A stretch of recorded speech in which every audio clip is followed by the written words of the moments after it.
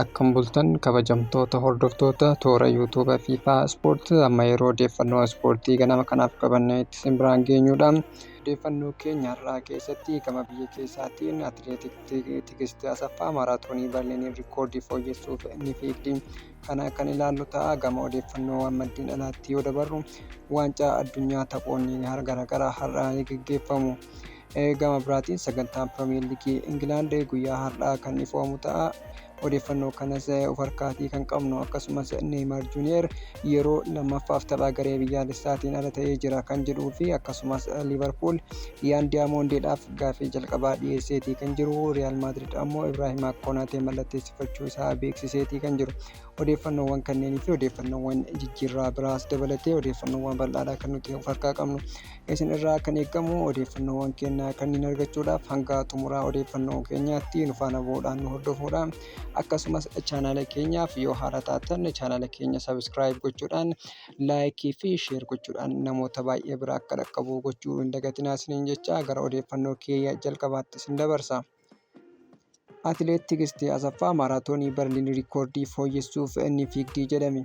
Dorgommii maaraatoonii dubartootaa qofaa dorgomamuun rikoordii addunyaa harka ishee kan jiru Tigist Asaffaa maaraatoonii Berliin fulbaana dhuftu dorgomamu irratti ni hirmaatti. Bara 2023 maaraatoonii Berliin kana rikoordii addunyaa fooyyessitee kan turte Tigist dorgommiin dhuunfaanis kan dorgommii dhufu rikoordii fooyyessuuf ni fooyyessitee eegamti. Rikoordii Tigist bara 2023 eegameessite kun atileetii Keeniyaa Cheptegeen fooyya'uun hordofuun Tigist maaraatoonii Berliin kana rikoordii harka ishee keessaa ba'e deebifachuuf ni dorgomti jedhamee jira.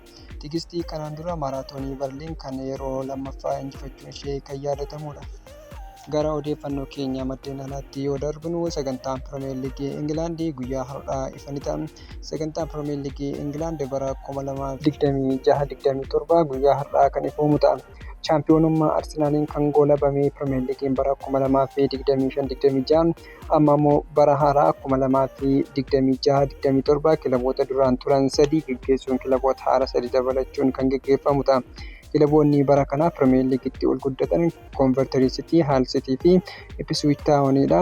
Sagantaa Pirimeer Liigii kun kilaboota kanaan dabalachuun guyyaa har'aa kan ifoomu ta'an dorgommii Pirimeer Liigii Ingiliiz bara 2026-27 hagayya 22 irraa eegaluudhaan kan taphatamu ta'a. Keessattuu Pirimeer Liigii Ingiliiz kanaan sagantaan taphoota ciccimoo kanneen akka darbiiwwan garaagaraa Maanchister Darbii akkasumas London Darbii, Laankishaayir Darbii akkasumas Marsiisaayid Darbii keessattuu deeggartoota gama Itoophiyaatiin baay'inaan kan qaban kilaboota Arsenaalii fi taphni Maanchister Yuunaayitid taphatan taphoota sagantaa kana keessatti yoom akka bahu eegamanidha. Odeeffannoowwan kanneen odeeffannoo isaa bal'inaan galgala sagantaa isaa wajjin kan walitti deebinu ta'a. Odeeffannoo kana Sky Ispoortii irraatii kan nuti odeeffanne. Gama odeeffannoo biraatti yoo isin dabarsu Neymar Junior yeroo lammaffaadhaaf taphaan ala ta'eetii kan jiru. Taphatan sarara fuulduraa Biraazil Neymar miidhama sarara isarra bayyanachuun shaakalatti deebi'us tapha Haayitii faana qabaniif hin qaqqabu jedhameetii kan jiru. Biraazil Neymarin hiriirsuun miidhama isaatuma kan babal'atu taasisuurraa suuta deebitee akka inni taphatu barbaaddu jedhameetii kan jiru. Neymar tapha biyya isaa Biraaziliin Moorokoo faana taasisan miidhamaan hin hirmaatin hafuun isaa ni yaadatama. Odeeffannoo kanas Fabrizio Romano irraatii kan nuti odeeffanne. Taphoonni waancaa addunyaa har'a marsaa lammaffaan irratti fufuudhaan kan gaggeeffaman ta'a. Taphoonni kunniin halkan sa'aatii 4 irraatii kan isaan kan gaggeeffaman. Haaluma kana Yuunaayitid Isteet of Ameerikaan fi qopheessituun sirnichaa kan taate sa'aatii 4 irratti Awustiraaliyaa wajjin yoo taphattu halkan keessaa sa'aatii 7 irratti Iskootlaand Moorokoo wajjin ni taphatti. Taphichi itti fufuudhaan halkan keessaa sa'aatii 9:30 irratti gareen biyyaalessaa Biraazil Haayitii faana kan taphatu ta'a. Akkasumas boru ganama sa'aatii 12 irratti Turkiin Paaraagwaay wajjin ni taphatti. Taphoonni kun guyyoota itti aananitti marsaan lammaffaan isaa itti fufuudhaan kan gaggeeffamu ta'a. Gama odeeffannoowwan biraatti yoo isin dabarsu Liverpool taphataa sarara fuulduraa garee RB Leipzig fi Ivory Coast kan ta'e Yaan Diyaamondeedhaaf paawundii miliyoona 100 dhiyeesseetii kan isaa inni jiru. Garuu RB Leipzig gaafii kana battalumatti kufaa taasiseetii kan jiru. Taphataa Liverpool taphataa kanaaf Daayimondii fudhachuudhaaf kaffaltii gara paawundii miliyoona 100 akkasumas boonasii dabalateetii dhiyeessuu kan inni danda'e. Leepziing garuu kun natti hanqata jechuudhaan kan dhiyeesse. Leepziing taphaticha tursuudhaaf fedhiidha kan inni qabu, garuu taphaticha gurguruudhaaf yoo kan dinqamu ta'e hanga paawundii miliyoona 120 akka barbaadu odeeffannoowwan garaagaraa ni ibsu. Kanaan alattis kilaboonni garaagaraa taphataa kanarraa fedhii qabaachuun isaa keessattuu kilaboonni akka Liivarpuulii fi Paaris Seen Jarman dabalatee kilaboonni gurguddoon gaafii taphataa kanaa barbaaduu isaatiin gatii isaa kana akka ol kaasuu fi wanta biraatti kan kilaba kana kakaasudha. Gama odeeffannoo keenyaa biraatti yoo dabarru Arsenaal ifatti gaafii dhiyeesseetii kan inni jiru. Kilabni kaaba London Arsenaal taphataa dargaggeessa ganna 16 Jeremii Moongaa mallatteessifachuuf kilaba isaa Leicester Cityidhaaf ifatti gaafii dhiyeesseetii kan jiru. Arsenaal taphataan kun ga'umsa olaanaa akka qabu amantaa cimaadha kan inni qabu. Arsenaal Moongaa waliigaltee kan qabu yoo ta'u, kilaba isaa Leicester City waliinis waliigaltee irra ni ga'a jedhamee eegama. Arsenaal qarshii hangamii akka dhiyeesse ifatti wanti beekame hin jiru.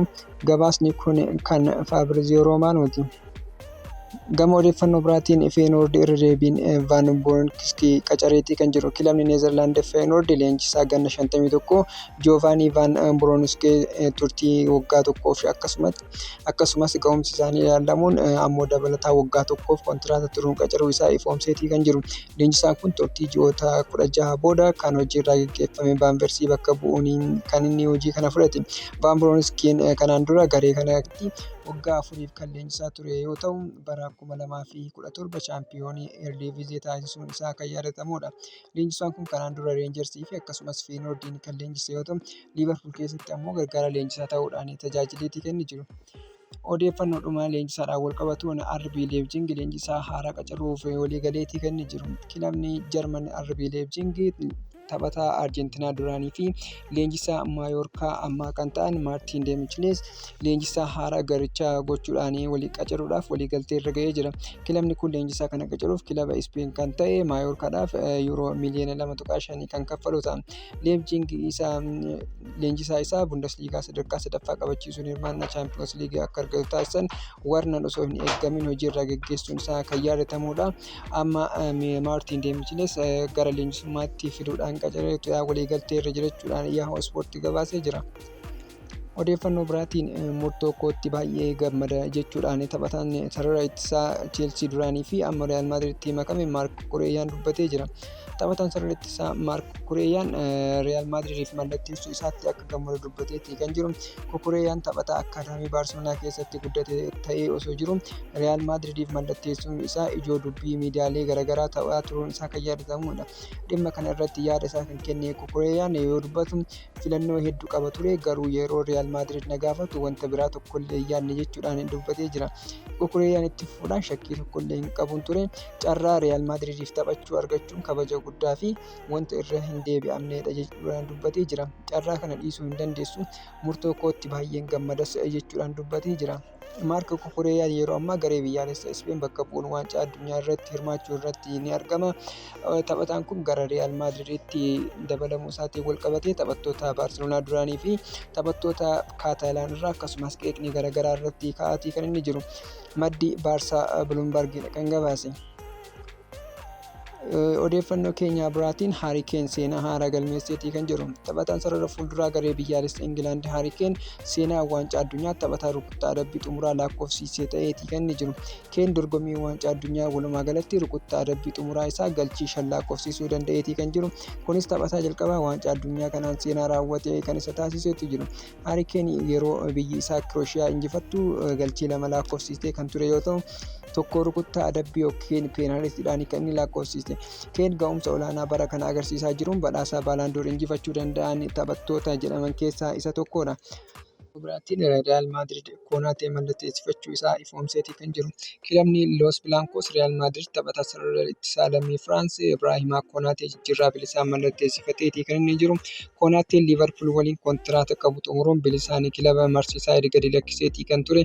Konaatee Real Madrid keessa hanga bara 2030tti turuuf waliigaleetii kan inni jiru.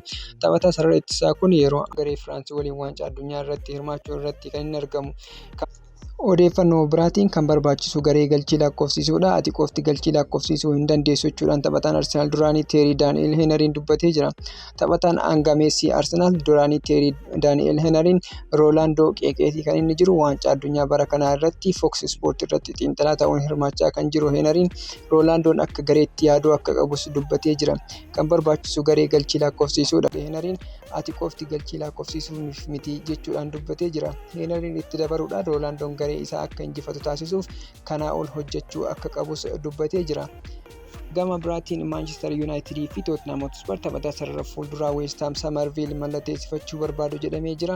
Akka gabaasa Talktimetti Manchester United taphataa sarara fuulduraa kana karaa bitaa taphataa kun dabarsuu akka dursuu barbaada jedhamee jira. Manchester United fi Tottenham jijjiirraa kana irratti West Ham faana marii taasisanii kan jiran. West Ham jijjiirraa taphataa kana irraa paawundii miliyoona 50 barbaada. AC Milan illee kilaboota taphataa kana barbaadan keessaa adda dureedha. Manchester United taphataa kana fudhachuudhaaf gara jijjiirraa akka seenaa jiru gabaafameetii kan inni jiru. Odeeffannoo biraatiin Arsenaal jijjiirraa Buundiyaa irratti hojjechaa jira jechuudhaan gabaafamee jira. Arsenaal taphataa sarara gidduu Moorokoo fi kilaba Liil Ayyuub Buundiyaa mallatteessifachuuf dhuunfaadhaan haasaa gaarii taasisanii jiru jedhamee jira. Garuu waliigaltee irra hin geenye Andrii Beertaan jijjiirraa kana irratti sirnaan hojjechaa akka jiranus gabaafameetii kan jiru. Liil jijjiirraa taphataa kana irraa hanga yuuroo miliyoona 70 yookiin hamma 80tti ni barbaadas jedhamee jira. Maddi odeeffannoo keenyaa akka Ispoortiidha. Gama odeeffannoowwan gaggabaaboo biraatti yoo dabarru Liverpool Victor Munoz mallatteessifateetii kan jiru. Jijjiirraa Victor Munoz saatiiwwan dhumaa dabarsan keessatti Liverpool ifa taasiseetii kan inni jiru. Gama biraatiin Newcastle guyyoota baay'ee taphataa kana mallatteessifachuuf marii gaarii taasisaa turanis Liverpool yeroo gabaabaa keessatti taphataa kana kallattii isaa jijjiirsiisuudhaan gara Anfield fiduu kan danda'e. Taphaticha wajjinis waliigaltee xumuraniitii kan jiran. Gatii jijjiirraa yuuroo miliyoona 40 kan kaffalan ta'a jechuudhaan Fabrizio Romanoon gabaasee jira. Chelsea gad lakkisuu akka barbaadu kilabichaaf ifa godheetii kan inni jiru. Enzoon kilaboota akka Manchester City akkasumas Real Madrid kan inni barbaadamatii jiru. Taphatichi kanaan dura gara Real Madrid deemuu barbaada jechuudhaan Chelsea keessatti adabbiin tapha lamaa irratti darbuun isaa kan yaadatamudha. Taphatichi kun ammatti Chelseadhaaf akka gara kilabicha gadhiisuu barbaadu ifa godhee jira jechuudhaan odeeffannoon ba'an ni addeessu. Munich taphataa Arsenaal Gabriel Martinelli mallatteessifachuuf fedhii guddaa taasisaniitii kan inni jiran. Odeeffannoon kun asiin duras akka bahutti Bayern Munich taphataa kanaaf fedhii guddaa agarsiisaatii kan jiran. Taphattoota sarara fuulduraa bara kana Arsenaaliin gadhiisan jedhaman keessaa tokko kan ta'e Martinelliin kilaboota akka PSG akkasumas dabalataan kilaboota Premier League keessaa kilaboota garaagaraa taphataa kana barbaadaatii kan isaan jiran. Kanaanis Nicolas Jackson tariitii gara Chelsea deebi'a jedhamee shakkamaatii kan inni jiru. Bakka kana buusuudhaaf ammoo Gabriel Martinelli gara Bayern Munich fiduu barbaadu jedhamee jira. Alvaro Carrerasiin gurguruuf fedhii guddaa kan qaban yoo ta'u kilabni isa mallatteessifachuu danda'a jedhaman jiru immoo Chelseadha jedhameetii kan jiru. Chelsean hanqina taphataa sarara ittisaa irratti qabu furuudhaaf Alvaro Carreras Real Madrid irraa mallatteessifachuuf fedhii qaba jedhameetii kan jiru. Bara kana leenjisa haaraa Xavi Alonso kan qaxaree kilabni warra London Chelsean iddoo hanqina qabu garaagaraatti taphattoota garaagaraa wajjin maqaan isaa dhahamaatii kan jiru. Kana keessaa sarara ittisaa isaa cimsachuudhaaf Alvaro Carreras kilaboota Chelsea barana taphattoota barana Chelsea fiduuf karoora qabate keessaa tokko akka ta'e odeeffannoowwan bahan ni addeessu. Gama biraatiin Sergio Robertoon Como waliin gara ba'eetii kan inni jiru. Yeroo ammaa kana bilisaan gara kilaba biraatti akka deemuu danda'u odeeffannoowwan bahan ni addeessu. Hordoftoota keenya odeeffannoon ispoortii ammaaf qabanne kana fakkaata. Odeeffannoo keenya galgalaa keessatti sagantaa Premier League Ingiliiz bara 2026-27 bal'inaan qabanneetii kan isiniif dhiyaannu. Hanga odeeffannoo keenya galgalaatitti bakka gaarii oolaa jecha odeeffannoo keenya asuma irratti kan goolabnu ta'a.